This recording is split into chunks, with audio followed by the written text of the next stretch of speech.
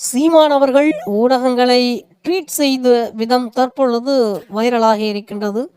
தமிழே குரல் வலையொலிக்கு உங்களை அன்போடு வரவேற்கின்றேன். தமிழ்நாடு முழுவதும் சுற்றுப்பயணம் மேற்கொண்டு 178 தொகுதிகளுக்கு மேல் பிரச்சாரத்தில் ஈடுபட்டு ஒரு மிகப்பெரிய வெற்றியை அடைய வேண்டிய நாம் தமிழர் கட்சி தற்பொழுது 60 லட்சம் வாக்குகளை பெற்று தற்பொழுது இருந்து வருகின்றது. தொடர்ச்சியாக நாம் தமிழர் கட்சி பல்வேறு சாதனைகளை புரிந்த கட்சிதான்.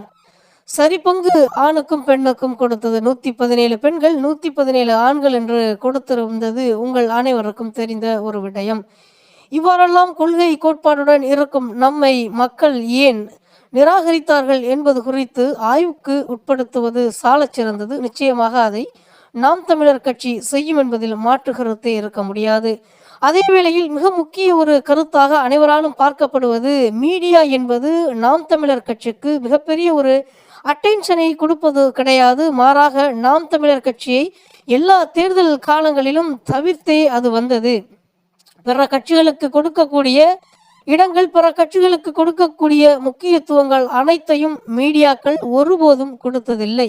மாறாக அந்த தேர்தல் காலங்களில் தொடர்ச்சியாக நாம் தமிழர் கட்சியை மற்றவை அல்லது வேறு ஒரு கட்சி அல்லது தனித்து நிற்கக்கூடிய கட்சிகள் என்று தங்களுக்கு தாங்களே ஏதோ ஒரு பெயரை போட்டு வைத்து கொண்டு எக்காரணம் கொண்டும் நாம் தமிழர் கட்சியின் சின்னங்கள் வெளியே தெரிந்துவிடக்கூடாது, நாம் தமிழர் கட்சியின் பெயரை மக்கள் படித்து விடக்கூடாது என்ற காரணத்தினாலேயே தொடர்ச்சியாக நாம் தமிழர் கட்சி மக்களிடமிருந்து பிரித்து வைக்கப்பட்டு இருக்கின்றது.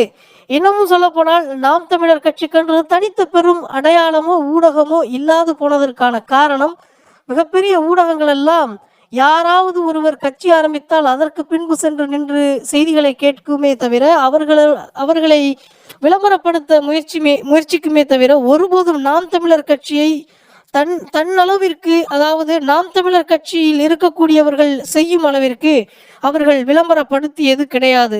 காரணம், நாம் தமிழர் கட்சியை போன்று தமிழ் தலைமைகள் இல்லாததுதான்.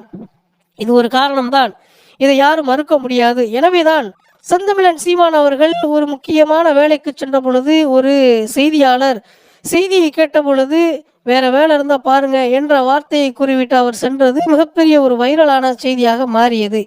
இதற்கு பின்பு மிகப்பெரிய ஒரு கருத்து தேடல்கள், கருத்து வாசிப்புகள் இருக்க வேண்டும். காரணம், இப்பொழுது அவர்கள் பேசி என்ன ஆக போகின்றது? மாறாக இந்த ஊடகங்கள் எல்லாம் வேற செய்திகள் கிடைக்காத பொழுது நாம் தமிழர் கட்சியை வந்து செய்திகளை கேட்டு இதன் மூலம் அதை வைரல் செய்து அதன் மூலமாக பணத்தை அவர்கள் சம்பாதிக்கின்றார்கள்.